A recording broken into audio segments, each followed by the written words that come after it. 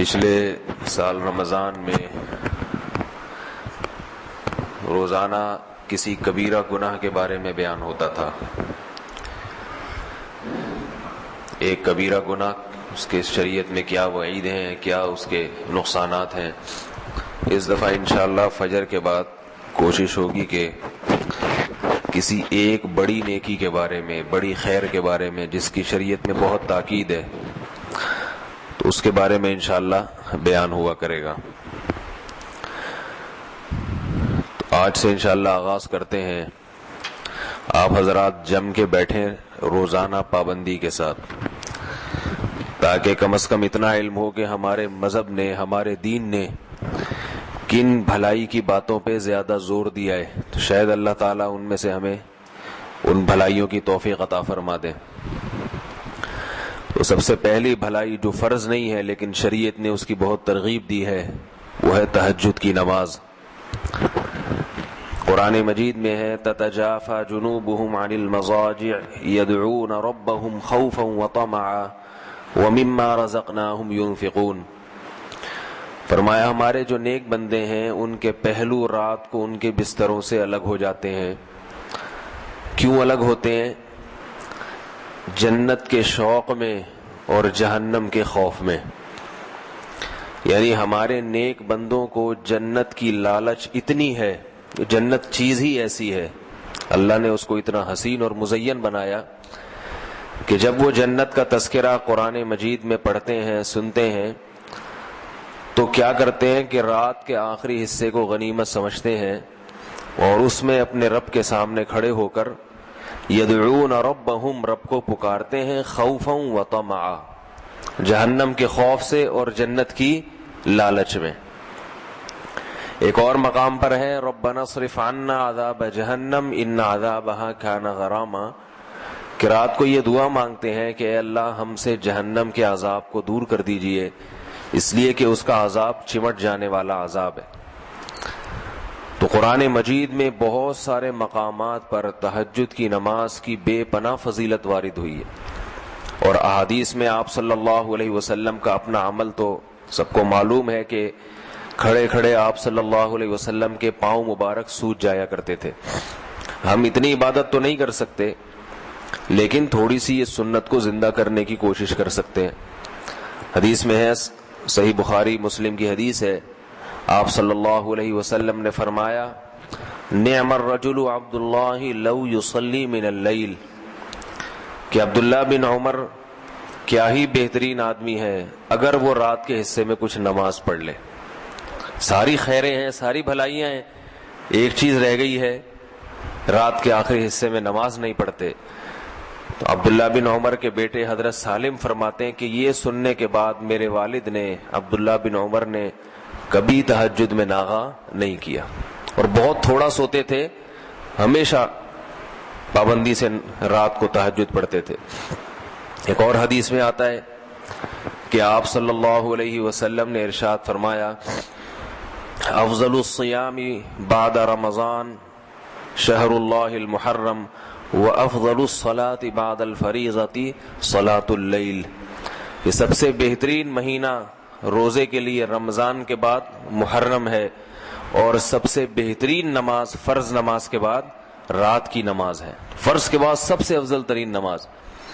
ایک اور حدیث میں ہے رسول اللہ صلی اللہ علیہ وسلم نے فرمایا کہ حدیث کا مفہوم ہے کہ سب سے بہترین شخص اور سب سے بہترین گھرانہ وہ شخص ہے جو رات کے آخری حصے میں اٹھے اور اپنی بیوی کو بھی اٹھائے، بیوی نہ اٹھے تو اس کے پانی کے چھینٹے مارے.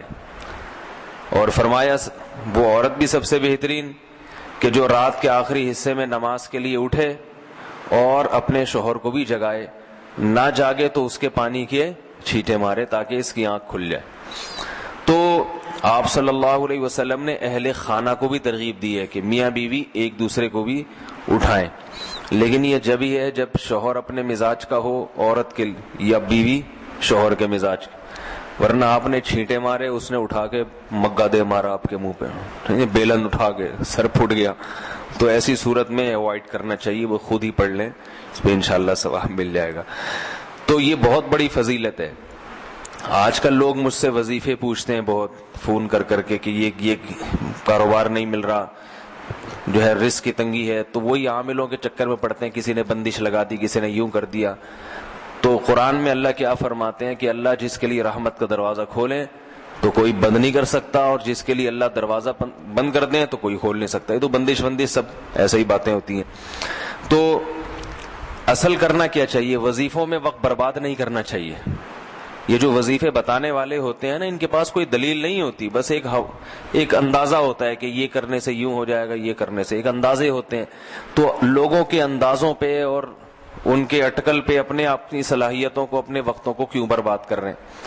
جو اللہ اس کے رسول نے جس چیز کی اہمیت بتائی ہو، جن وظائف کی یا جن اعمال کی، ان کی طرف توجہ دینی چاہیے. تو حدیث میں آتا ہے کہ رات کے آخری حصے میں اللہ آسمان دنیا کی طرف آتے ہیں اور فرماتے ہیں هل من مسترزق ارزق له، کوئی ہے مجھ سے رزق مانگنے والا جسے میں رزق دوں.